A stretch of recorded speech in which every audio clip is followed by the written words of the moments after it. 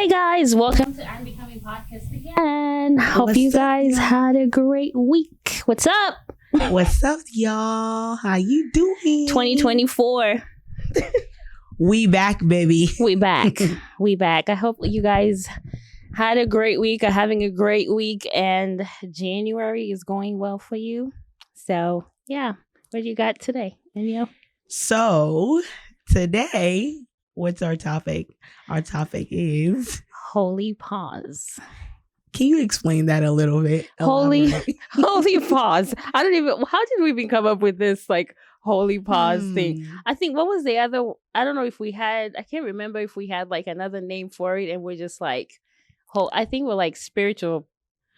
I think it was a topic we were talking about that rest and reset. And I think you elaborated on that. You came up with a holy pause. Rest and reset. Yeah. So that's what we're talking about today. I think it's the holy pause is mainly about resting and resetting. And I know it's a brand new year. You guys are setting New Year's resolutions. This is what I'm going to do this year. And this is what I'm going after this year. And this is who I'm going after this year. And this is who I'm cutting off this year. All that type of stuff. But I think this episode or this podcast is for people who have been feeling, or maybe you've been sensing you need to take some time off for you and recharge and replenish yourself, however that looks like. This is your episode. You're going to love this. So, yeah. I think in the middle of, writing New Year resolutions and in the middle of wanting to plan your entire year and all the projects that you want to do, you have to remember that rest is very important. And if you look through the Bible, God commanded all his people to rest. Every prophet, every man of God, every woman of God, every person that walked with God, they took time away to rest. Jesus always retreated from his disciples to go and reset and come back, And so as you plan your year, please insert rest in there. Put rest on that calendar. Don't get caught up in I'm busy. Sometimes we can get caught up in I'm busy and not be productive in the being busy. That's right. I think becoming a mother has really restructured it has restructured my priorities, and that part. And it's also restructured just my way of thinking. And when it's because it's he's a baby, he's figuring out. I have to teach him things, and I have to be very conscious and very present with him in that moment. Right. So it's putting away my phone.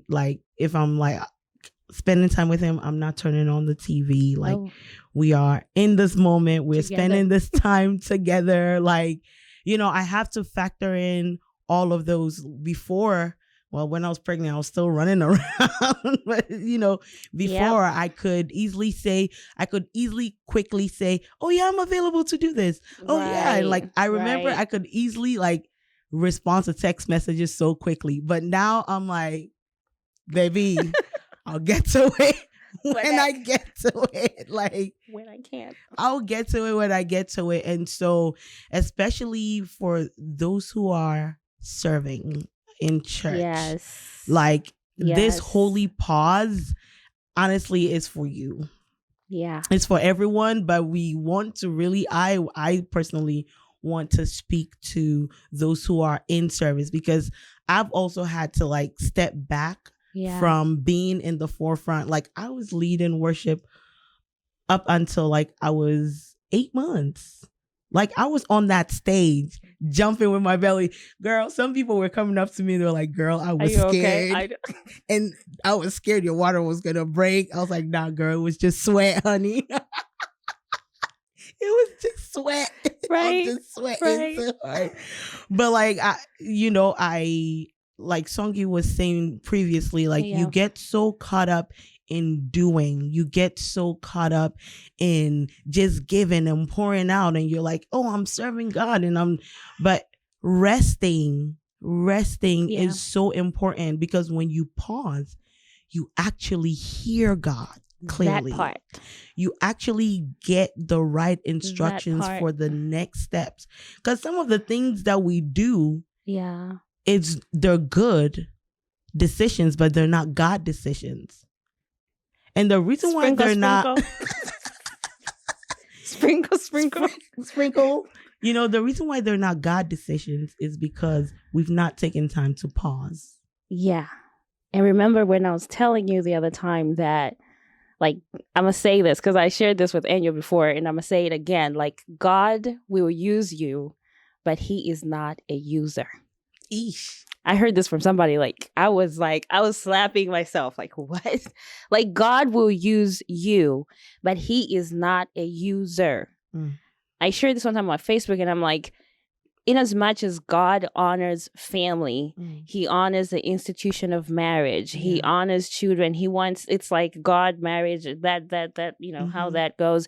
There's absolutely no way God will call you to serve him at the expense of you not spending time with your spouse, at the expense of you not spending quality time with your kids, at the expense of you not just spending time with you and recharging and resting. I mean, God created everything that he wanted to create in 6 days. The 7th day he rested. If he could take 1 day off to rest, like, why aren't we not doing the same? You know what's funny? I heard somebody say some people have like 1 day a week where they like rest. I heard somebody say they would go like 6 weeks just going, and then the seventh week, that whole week they're resting. I heard somebody say like they will go 6 months straight and just doing, and then the 7th month, the whole month they'll take time off to rest. And I was like, that's interesting. I never heard of it like that. And that's something that I'm actually learning in this season that I'm in is the importance of like resting. And like Enyo said, sometimes when we're busy doing for God, it is so hard to even hear from him, because we think the more we are busy just serving, yes, he will bless me, and then I'll get favor, and then more doors will open, and then I'll have this, and then all this will happen. I don't think it works like that. As long as we are his children, like these blessings that are attached to us, like God does not need me to like do for him to prove a point so that he can bless me. And I think that goes back to like, you know, maybe what some of us have believed about ourselves and how God has been presented to us. Like we have to do, it's like we're seeking validation from God for him to bless us. Remember, it reminds me of last season when we talked about seeking validation. Like we are actually the way some of us are serving God is like we're trying to prove a point that we're good enough for him to bless us.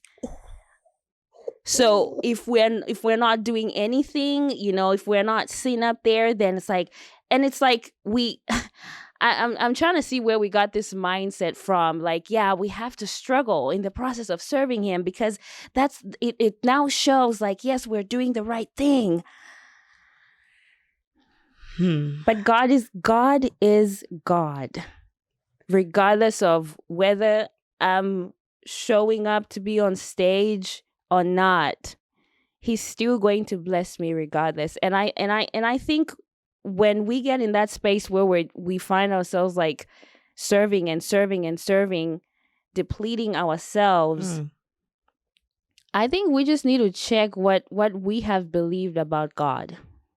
No, honestly. And what we have believed about even ourselves in like looking at it from like, I don't know how I'm trying to explain this, but it takes a lot of like the way we do stuff, honestly, has a lot to do with our belief system. That's so true. And I think most of us are serving God trying to seek validation from him. Trying to people please. That's the other one. And, you know, some of us, and one of the danger places that we can find ourselves in is when we are when we allow praises from people to get in our head, and we dwell in that place. And I kid you not, the day you stop doing the thing that brings you those type of praises, you're gonna feel like an invalid person. And a lot of people are getting church hurt because they're not getting those praises anymore. And I learned something about church hurt recently. Somebody said it this way, and it makes perfect sense. Church hurt is a result of idolatry. Say that again. Church hurt is a result of idolatry. And church hurt is a reward of your idolatry, because you've decided to idolize your gift. You've decided to idolize your leaders in church. You've decided to idolize those praises that come to you. So the reward of that is church hurt. Because you've decided to put God's voice on the side, and man's voice is speaking. Like, exactly. If they tell you sit, you sit. If they tell you jump, you jump. If they tell you don't, you don't.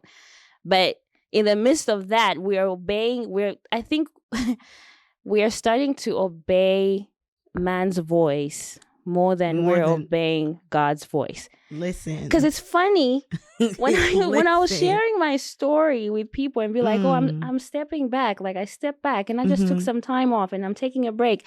A lot of people were telling me, I feel like I'm in that season. And in my head, I'm like, why aren't you not doing it? So why are you not doing anything about it? Why are you not doing anything about it? And the reason that's happening is because they've allowed the voices of people to be louder than the voice of God. That's it. So you get caught up in serving. I'm doing this for God. Before you see the intention, you may have started out with good motives.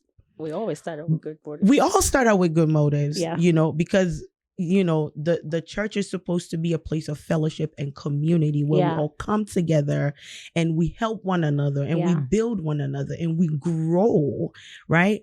But over time, you get caught up. You're doing 1, 2, 3, 4. You're going back to back. You're just going.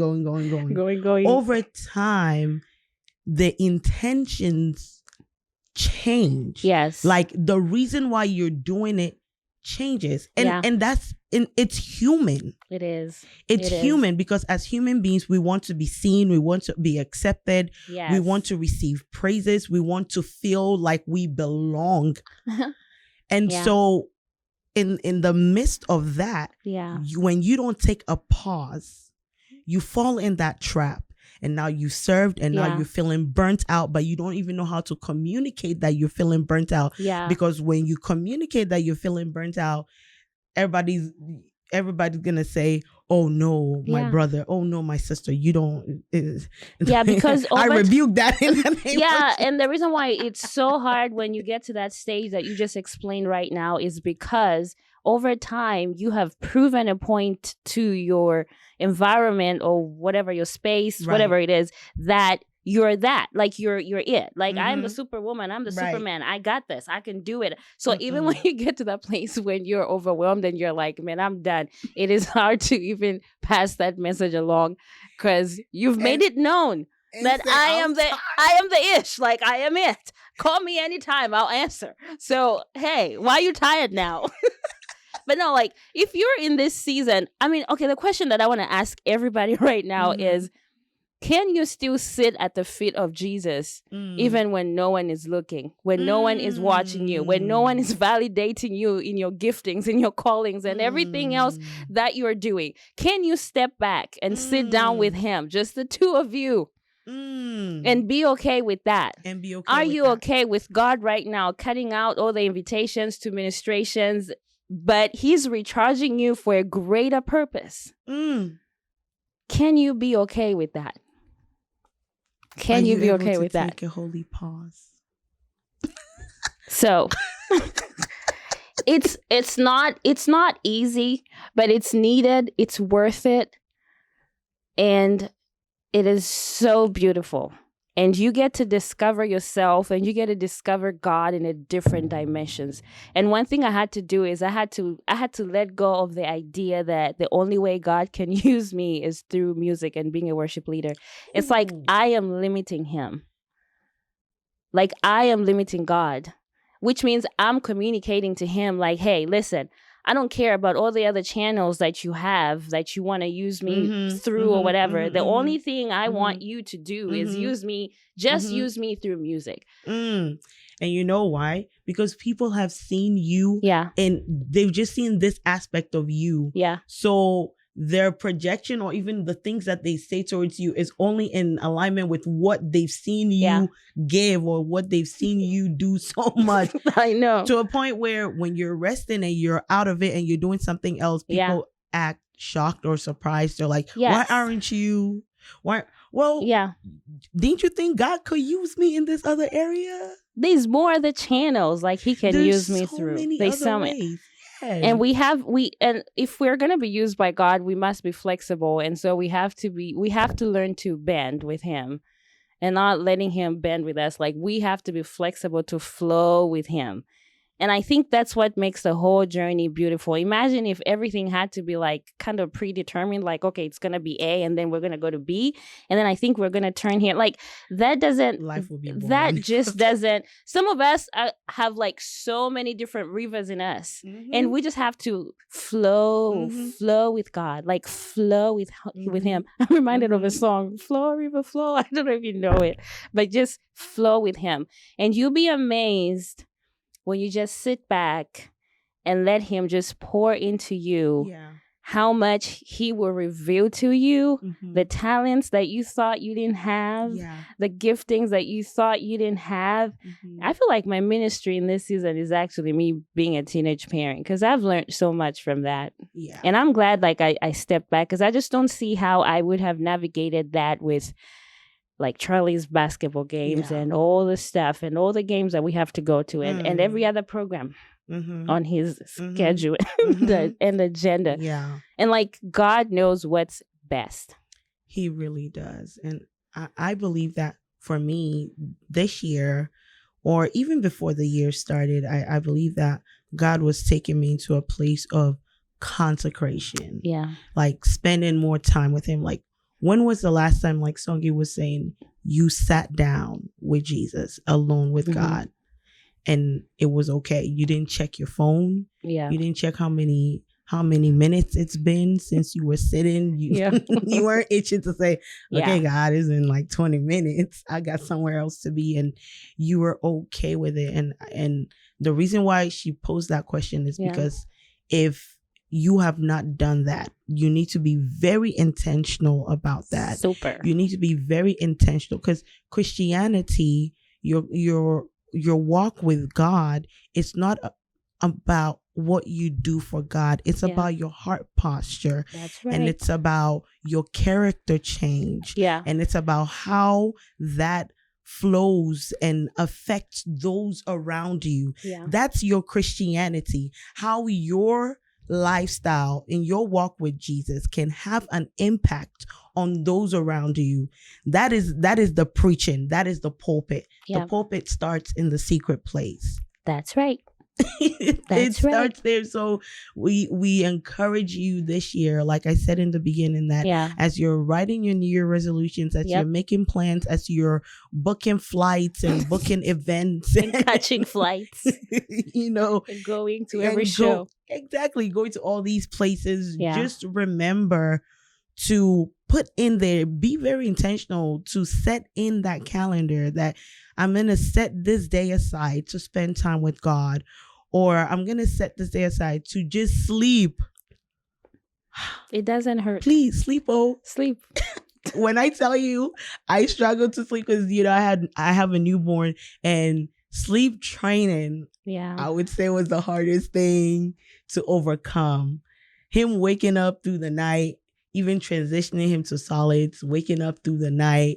He did not start sleeping through the night until like recently. And that was tough. So rest, it's so important. Like, in this holy pause, I pray that you will rest. Resto. You will reset. Rest. You will take some time off. You will not get caught up in just serve, but you will take time to hear God before you take the next step. It's very important and crucial. Yep. Well, our time is up, guys, and that's all we had to share with you guys today. So thank you.